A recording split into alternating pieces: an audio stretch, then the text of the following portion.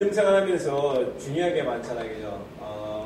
믿음도 중요하고, 또 헌금하는 것도 중요하고, 또 예배 헌신하는 것도 중요하고, 또 사역하는 것도 다 중요한데, 우리의 그 믿음의 그 단계, 또 신앙의 성숙도를 좀 측정하는 기준이 감사가 아닌가 생각합니다. 그래서 오늘 이 감사에도 수준이 있는 것 같아가지고, 오늘 우리가 어느 단계에 감사해 있는지 오늘 본문 말씀을 통해서 우리가 한번 우리의 감사 수준 정도를 한번 점검해보고 한번 되돌아볼 수 있는 그런 시간이 됐으면 좋겠습니다.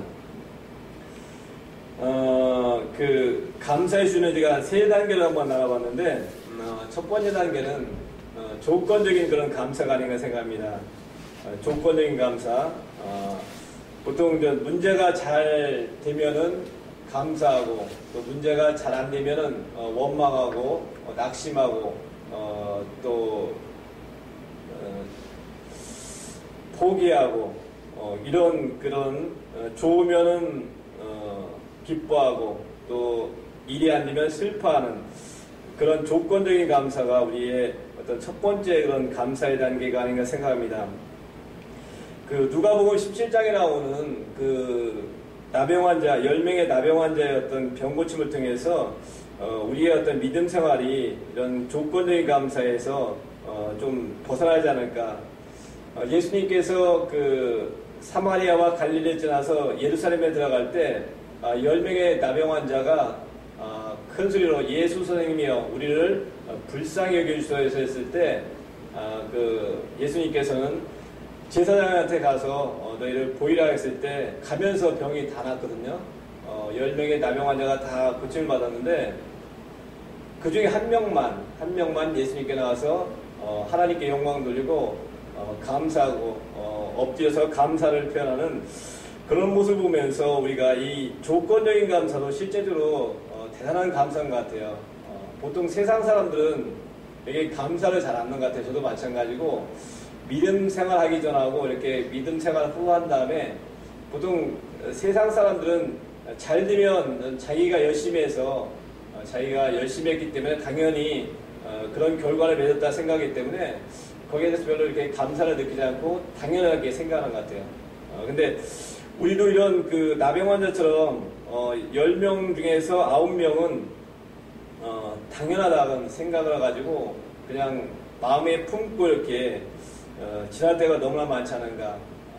표현하지 못하고 가까운 사람한테 또 나한테 도움 준 사람한테 그냥 표현 못하지 않고 그냥 마음으로만 생각하는 경우가 있는 것 같은데, 참 감사도 이렇게 표현하는 게 참 중요한 것 같아요. 보니까 예수님께 나와서 하나님께 영광 돌리고 그 다음에 예수님께 감사하는. 이 사람이 한 명이 사마리아인이거든요. 이방인이잖아요, 그죠? 이방인만 와서 이렇게 예수님께 감사를 표현하는 그런 경우 봤을 때 우리가 이 감사하는 것이 얼마나 힘든지. 이것은 미국에서 있었던 일인데, 미국의 가장 큰 강이 미시시피 강이죠, 그죠? 맞습니까? 그 강에서 이제 유람선이 지나갈 때 배가 잘못돼서 이렇게 전복돼서 많은 사람이 빠졌을 때 수영선수였던 한 명이 23명을 이렇게 구조해주는 사건이 있었습니다. 그런데 이제 그 구조하고 난 다음에 몇 년이 지난 다음에 오랜 시간이 지난 다음에 교회에서 그 목사님이 그 사건 미시프강에서 있던 그 사건에 대해서 얘기했을 때 나중에 이제 그 설교를 마치고 훌륭한 사람이 있었다. 그 사건이 있을 때 스멜을 던지고 참 우리에게 영웅 같은 사람이 있었다는 예화를 들으면서 간증하고 난 다음에 이렇게 목양실로 돌아갔을 때 한 노신사가 찾아오면서 그가 아까 얘기했던 그 수영 선수가 전화로 이렇게 얘기하면서 그런데 그 이제 궁금하니까 이제 그 목사님이 이제 물어봤죠. 그 수영 선수가 그 노신사한테 당신한테 그렇게 구해주는 사람 중에 얼마만큼 감사를 표현했느냐 이렇게 했을 때 놀랍게도 한 어린 소녀만 크리스마스 이브 때가 되면 크리스마스 시절만 되면 그때 편지를 써서 꾸준하게 보내고 나머지 22명은 그런 편지라든가 연락이 없었다고 이렇게 하면서 그런 고백을 했을 때 정말 그 목숨을 구해줬는데, 가장 소중한 목숨을 구해줬는데도 한 어린 소녀만 꾸준하게 감사의 표시를 이렇게 하고 나머지는 그냥 유야무야 이렇게 지나갔던 걸 봤을 때, 우리가 정말 가장 소중한 목숨까지 구해준 사람을 이렇게 마음속으로는 감사할지 모르겠지만은 표현 안 하면 그 사람은 정말 감사하고 있는지 이렇게 모르기 때문에 좀 서운한 마음이 될 수 있을 것 같아요. 우리도 마찬가지 하나님께서 우리를 때로는 구원으로, 때로는 어떤 기도응답의 어떤 문제를 해결했을 때 우리가 입술로 고백하는 것도 중요하지만은 거기에 헌금을 드리면서 이렇게 표현하는 것이 하나님께서 기뻐하시는 그런 우리의 신앙생활 아닌가 생각합니다. 그렇습니다. 이런 조건적인 감사도 정말 우리가 중요합니다. 중요한데 이 단계를 좀 넘어서 두 번째 단계, 우리가 그 잘 아는 그 구약에 나오는 하박국 선지자 아시죠? 하박국 선지자의 그 고백, 하박국 3장 17절부터 18절에 나오는 그 내용이죠. 제가 읽어드리겠습니다. 비록 무화과나무가 부성하지 못하며 포도나무에 열매가 없으며 감람나무에 소출이 없으며 밭에 먹을 것이 없으며 우리의 양이 없으며 위안간에 소가 없을지라도 나는 여호와로 말미암아 즐거워하며 나의 구원의 하나님으로 말미암아 기뻐하리로다. 그렇습니다. 이 농경시대에 무화과, 포도나무, 감람나무에 소출이었고 또 밭에 먹을 것이 아무것도 없고 우리의 양도 없고 외양간에 소가 없다. 모든 생활을 전반적으로 봤을 때 아무것도 없는 상태지 않습니까? 정말 모든 걸 잃어버리고 또 모든 것이 안 되는 상태에서 이 하박국 선지자는 나는 여호와로 말미암아 즐거워하며 나의 구원의 하나님으로 말미암아 기뻐하겠다, 이런 고백을 하겠습니다. 이것은 상황과 환경에 관계없이 또 때로는 고난과 나한테 손해가 닥치더라도 그에 상관없이 나는 여호와 하나님만 있으면 감사하다, 또 구원의 하나님으로 해서 나는 기뻐할 수 있다, 이런 고백을 하는 것 같아요. 오늘 그 셀 모임 하면서 우리 이렇게 나눔하면서 좀 어려운 우리 남신들한테 물어봤는데, 우리 집사님이 이렇게 삶을 살면서 어려움을 당했을 때 혹시 하나님을 원망해보지 않았느냐 이렇게 했을 때 저는 그런 말이 나올 줄 알았는데 그런 말이 안 나오고, 그런 어려움 때마다 깨닫는 것이 있어가지고 감사했다고 그러니까 저는 안 그랬거든요. 때로는 원망도 하고 불평도 하고 하나님 이게 뭡니까, 이게 참 왜 이렇게 힘듭니까, 이렇게 많이 이렇게 원망도 하고 참 많이 눈물도 흘렸던 것 같아요. 김영수 선생님 저 눈물 많이 안 흘린 것 같죠, 그죠? 남물에 많이 흘렸어요. 지금도 가끔 회개의 눈물을 흘리고 있는데, 그때가 참 많이 눈물 흘렸던 적이 그 믿음 생활은 초반기죠. 초반에 한 5년 차 정도 때 많이 흘렸던 것 같아요.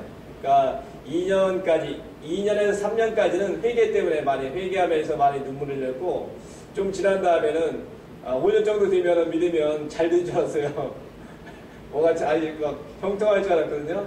근데 안 그렇더라고. 그러니까 점점 힘들어지더라고. 그러니까 저는 믿음 생활하면서 참 이게 연단받는 게 모르겠어요. 저의 스스로 나름인데 저는 물질적으로 참 많이 연단받는 것 같아요. 그러니까 엊그제 지난주인가 사모님하고 말씀하면서 사모님도 부유하게 살았잖아요. 그죠? 어렸을 때 저도 마찬가지예요. 부유하지 않지만은 넉넉하지 않지만은 먹을 만큼 살았거든요. 왜냐면 저희 8남매, 9남매 중에서 마지가 일찍 죽고, 어렸을 때 죽고, 8남매가 살아오면서, 좀, 내 위까지는 다 고생했죠. 보릿고개도 있었고, 참 힘들었는데, 저는 63년도에 태어났으니까, 제가 이렇게 인식할 수 있는 나이가 보니까 초등학교 1학년 때부터 기억이 나더라고. 그러니까, 7살 때는 기억이 안 나게 돼요. 8살 때부터 밥 못 먹고 그런 적은 없던 것 같아요. 굶고. 안 먹는다고 혼났어요. 매일 놀다가 그냥 늦게 돌아가지고, 안 먹는다고, 제때 안 먹는다고, 많이 혼나고 쫓겨나기도 했었는데, 그러다 보니까 초등학교, 중학교, 물론 가끔 육성입이 안 돼가지고 쫓겨난 적도 있었죠. 초등학교 때 육성입 아시죠?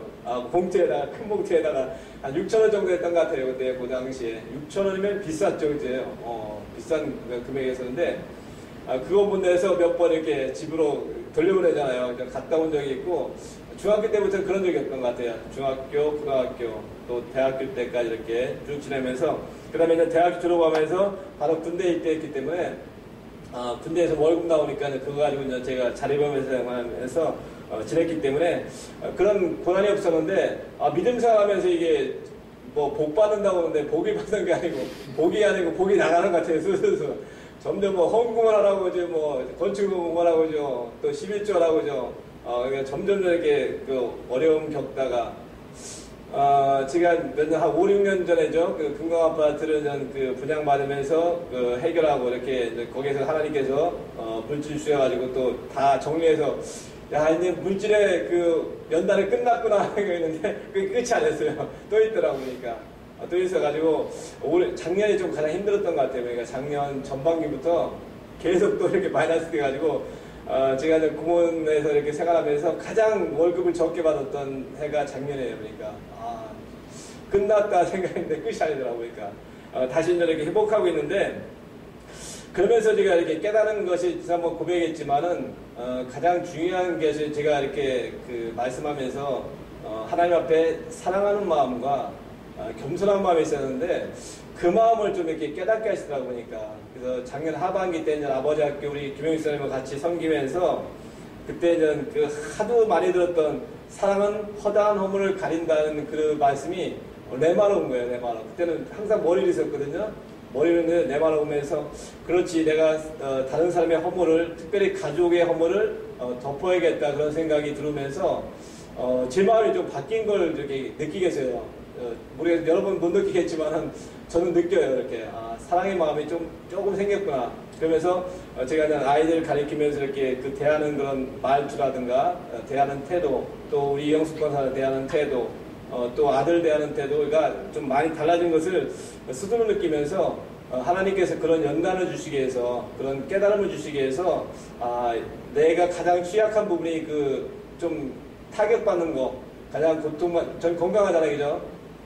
군대에서도 건강했었고 지금도 뭐 가끔 이렇게 맹장수술 때문에 지금 병원에 입원한 적도 있지만은 특별히 아파서 이렇게 고통한 거는 거의 없기 때문에 건강 가지고 안 될 것 같아가지고 이 물질력을 많이 연단시킨 것 같아요.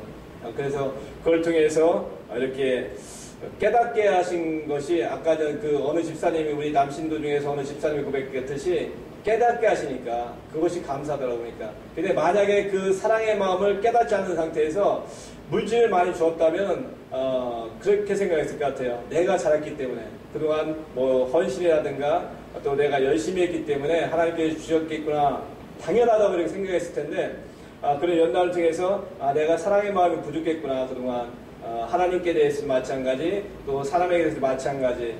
그렇기 때문에 하나님께서 이런 연단을 통해서 깨닫게 하시고 다시 회복시켜주는 것을 이렇게 감사할 수 있는 그런 마음이 생겼습니다.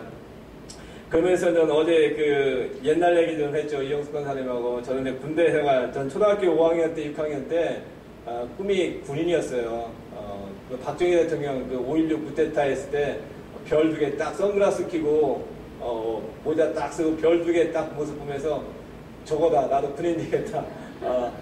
그 옆에 차지철이 있었는데 차지철이 좀 안타깝게 죽었죠. 물론 박정희 대통령도 안타깝게 죽었는데 2명 다 이렇게, 박정희 대통령이 고등학교 때까지 대구 출신인데 고등학교 때까지 믿음 생활 잘했거든요. 근데 이제 육사 들어가면서 모르겠습니다. 어떻게 이탈했는지 모르겠지만은 믿음 생활에 좀 이탈 많이 돼 있었고 돌아오게 이제 주변에서 많이 그렇게 권고했지만 결국에는 돌아오지 못하고 지미 카터 대통령까지 복음을 전했지만은 결국에 돌아오지 못하고 이렇게 좀 안타깝게 유명을 살리는데, 그래도 제가 존경하는 분이거든요. 가장 존경하는 대통령이었고 그 모습 보면서 차지철도 마찬가지 믿음의 사람이었었는데 결국에는 그 환경적인 것, 또 그런 자리가 사람을 교만하다 보니까 좀 잘못되는 경우가 많은 것 같아요. 그러니까 좀 안타깝죠. 근데 그 모습을 보면서 저는 군인이 되야겠다 그런 마음을 가지고 그냥 중학교 때 고등학교 때 잊어버렸죠. 근데 대학교 들어가서 뭐가 있더라고. 그러니까 군인이 될 수 있는 그런 일인데 번뜩 생각나는 거야. 2학년 때 시험 보는데 한번 지원해보겠다. 되든 안 되든 뭐 되면 좋고 안 되면 뭐 말고 뭐. 근데 그때 이제 2학년 때 보통 여름방학 전에 이렇게 6월 달에 이렇게 시험 보거든요. 체력 단련도 보고 면접도 보고 그다음에 학점도 보는데 그 학점은 턱걸이야, 턱걸이. 3.0인가 3.5인데 하여튼 턱걸이 1학년 때 간신히 좀 점수 뭐 해놓고 뭐 체력은 어느 정도 되니까 그다음에 면접까지인데 그런 과정을 통해서 이렇게 어쨌든 턱걸이로 이렇게 돼서 군에 생활 접어들었죠. 그래서 일단은 5년 반을 하고 내가 한번 그 다음을 결정하겠다 이렇게 하고 우리 당시에는 이렇게 장기 복무에 대해서 이렇게 권하는 시대였거든요. 근데 요즘은 마음대로 안 되다 보니까 요즘은 뭐 시험 보고 아무나 되는 게 안 되다 보니까 하사관도 마찬가지, 장기도 마찬가지. 장기가 뭐 10명 중에 뭐 모르겠습니다. 너무나 정체되어 있기 때문에 힘든데 저희 당시에는 참 그게 편했고 또 권하는 시대였거든요. 근데 만약에 군인의 길로 갔다 하면 어땠을까 그 생각을 해봤는데 장단점이 있게 되다 보니까 만약 군인의 길로 갔다면 김현수 검사를 안 만났을 거예요. 안 만났을 거예요. 저는 저기 있거나 다른 데가 있을 것 같다 보니까 정년은 채웠을 것 같고 연금 받기 위해서 경제적으로 좀 풍요했을 것 같아요. 근데 과연 내가 교회를 다녔을까? 교회를 다녀도 열심히 다녔으니까 그런 의문이 생기더라 보니까 왜냐면 군대가 그렇잖아요. 우리 장로님도 군 생활을 했지만 우리 김영선도 아시겠지만은 워낙 그런 위계 질서가 저기 강하고 또 명령이 어떤 복종이 어떤 강한 그런다 보니까 술을 안 먹어야 안 먹을 수 있고 그 당시에는 더 특히 그렇고 어떤 모임이 있으면 좀 가야 되고 하는데 그러니까 제가 결정적으로 나온 이유는 저는 1년 전에 제대하기 1년 전에 많이 고민을 했었어요. 과연 군대를 저는 꿈은 군대 생활인데 하고 싶은 마음도 있고 가끔 저에게 군대에 있으면 좀 어려운 점이 있거든요. 나오는 것도 그렇고 경조사가 있어도 못 나오고 명절 때도 못 나오고 하니까 그런 것 때문에 더 해야 되나 그런 좀 약간의 갈등이 있었는데 가장 결정적인 것은 우리 이영숙 검사가 적응을 못하더라 보니까 거기는 보통 남편이 중령이면 여자는 대령이에요. 더 높아. 지금은 모르겠는데 그 당시에 그랬어요. 그만큼 이게 여자는 또 이게 위계질서가 있고 근데 사모가 이렇게 보통 대대장 사모면은 가장 높은 계급의 부인인데 사모가 괜찮으면 괜찮은데 보통 사모가 그렇게 좋은 사람이 거의 없어요. 보니까 한 10명 중에 한두 명 좋지 좀 이렇게 포악하는 사모들이 많은 것 같아요. 모르겠어요. 저는 모르겠는데 들리는 소문이 그래요. 근데 그러다 보니까 그 분위기가 안 맞는 거야. 우리 영숙 강사가 힘든 거야. 그러니까 그런 걸 전혀 경험하지 못하고 뭐 거기는 계급적으로 이렇게 노니까 그러니까 거기에 적응 못하다 보니까 힘들다는 그런 얘기가 자꾸만 들리는 거예요. 그래서 어떡할까 이렇게 고민하다가 상의해서 이제 결국에는 접고 나가자 해서 그냥 나왔는데 나왔기 때문에 제가 이렇게 믿음 생활을 할 수 있고 또 믿음이 이렇게 좀 이렇게 성장한 것 같아 보니까 만약 계속 있었으면 경제적 풍요했겠죠. 보니까 지금 보니까 대위 월급이 보니까 연봉 한 4,500 정도 되더라 보니까 소위는 보니까 2,500 정도 되고요.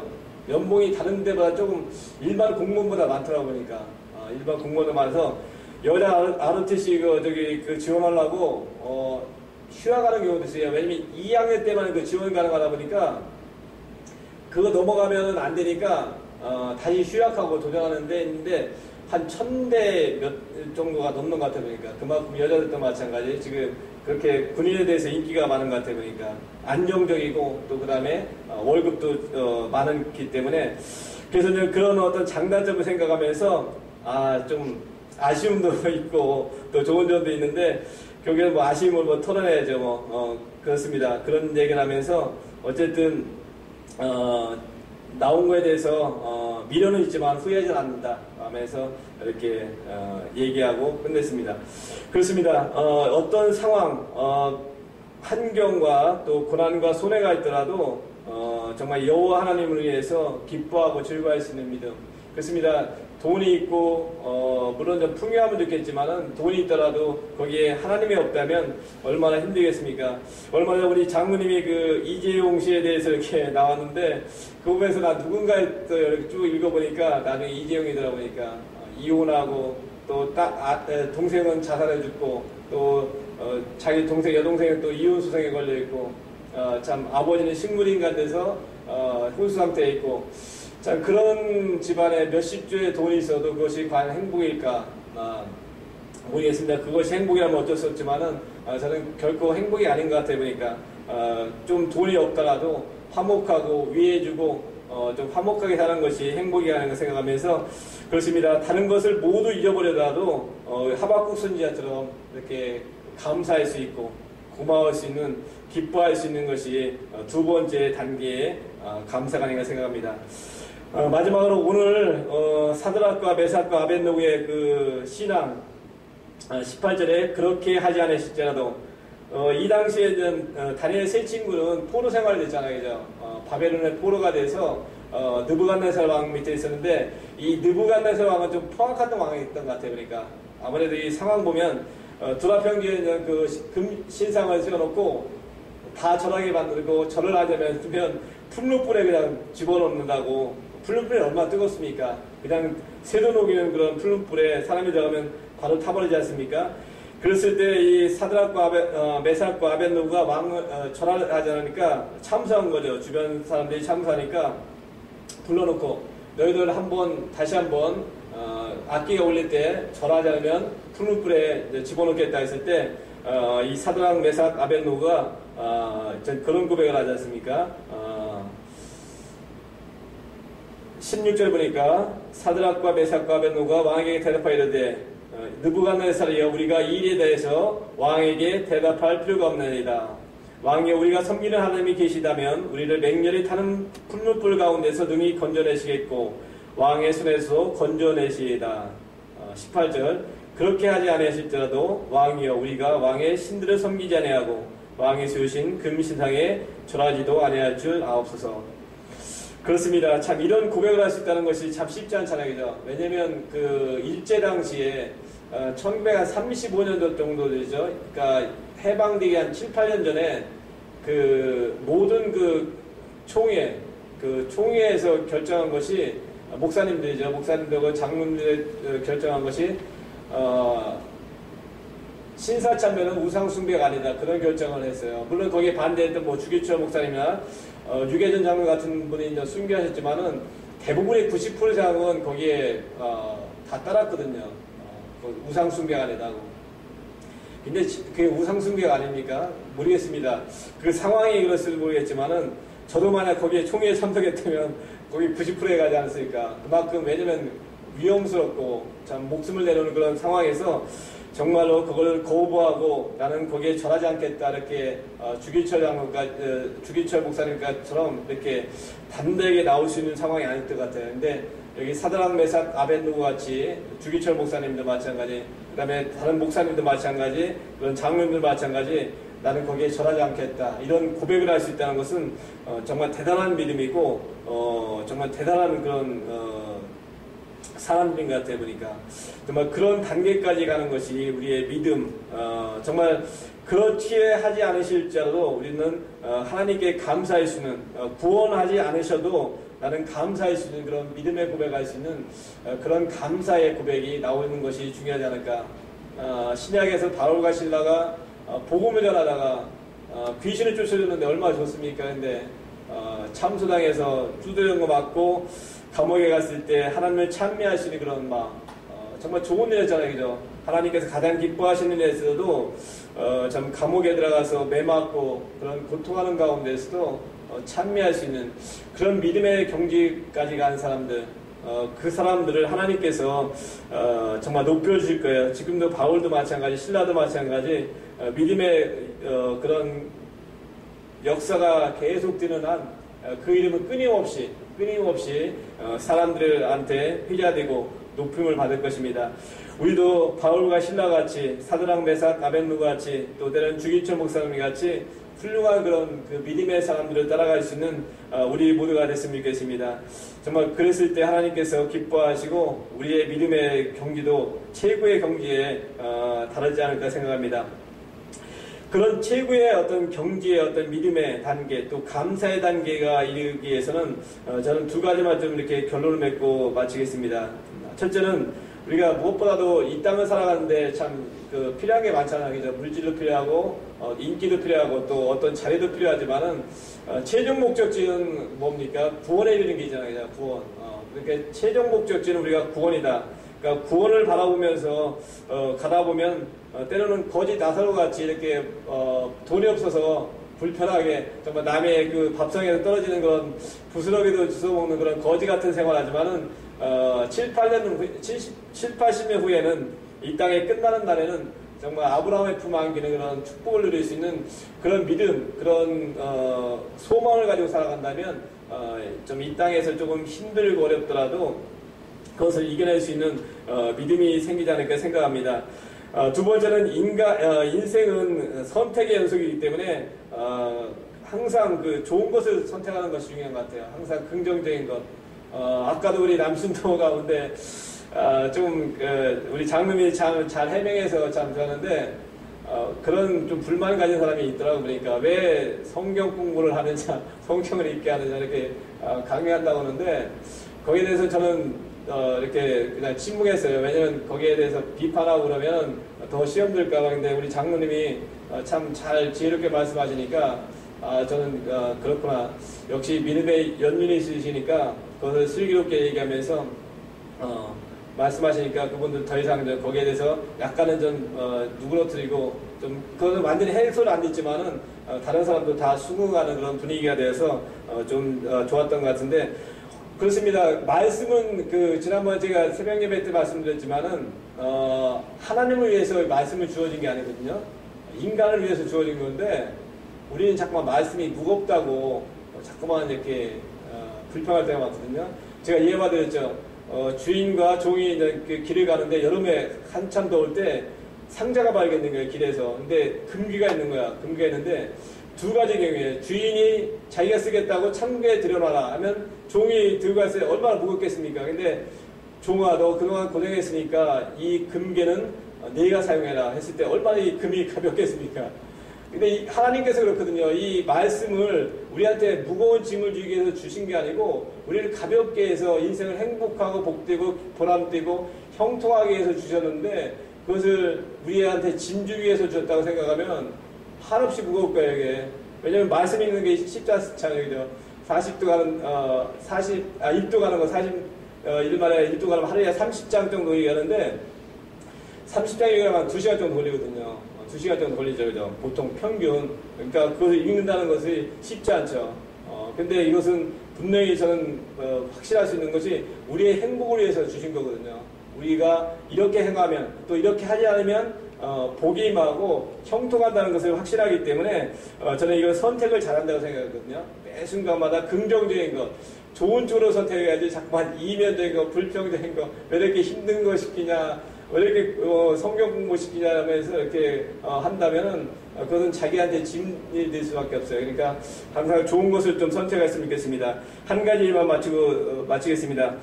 미국의 22대 대통령을 지내고 또 한 칸 뛰어서 24대 대통령, 이렇게 한 칸 뛰어놓고 대통령 되는 사람은 거의 없대요. 연임하는 경우 있지만은 한 번 쉬었다가 이렇게 대통령 되는 경우가 없는데, 이번이 클리블랜드 대통령인데 젊었을 때 그 예화 많이 들어보셨을 거예요. 크리스마스 이브 그 시절에 길 지나가다가 친구하고 도박장에 가자고 했는지 술 마시러 갔는지 모르는데 가다가 이제 교회 지하에서 들리는 그런 찬송가 소리 들리고 클리블랜드는 나는 교회에 가야겠다. 친구도 같이 가자는데 이 친구, 그 클리블랜드 친구는 무슨 소리냐. 지금 우리가 술 마시러 가는데 그때 도박인지 모르겠지만 뭐하러 가는데 왜 가느냐 하면서 그 친구는 걸로 가고 클리블랜드 대통령은 교회를 가는데 몇십 년 후에 클리블랜드 대통령이 취임했을 때 그 호의 그 신문이죠. 그 신문이 지하에 갔을 때 그 친구가 그 취임하는 그 대통령 친구였던 클리블랜드를 보면서 땅을 치고 후회했다는 그런 예화를 통해서 선택이 얼마나 중요한지, 그 순간에 같이 들어갔다면 그 친구도 감옥에 안 갈 가능성이 많을 것 같아요. 그러니까 더 훌륭한 사람, 더 하나님께 기뻐하시는 사람이 됐을 텐데 잘못된 선택을 했기 때문에 그 사람의 인생이 정말 차디찬 감옥에서 쓸쓸하게 인생을 마치는 그런 잘못된 선택을 통해서 우리가 어떤 걸 선택할지 다시 한번 생각하면서 우리가 그렇습니다. 감사의 단계는 조건적인 감사도 있고 또 없을 때 감사했을 때 있지만은 정말 나한테 손해가 되고 죽음까지 오는 그런 절박한 상황에서도 이렇게 감사를 표현할 수 있는 또 믿음을 고백할 수 있는 그런 사드락과 메삭과 아벳노고 같은 그런 믿음의 단계에 갔을 때 하나님께서 우리를 크게 정말 대대손손으로 이렇게 이름을 높여주지 않을까 생각합니다. 그러한 우리 모두가 되기를 소망합니다. 기도하겠습니다.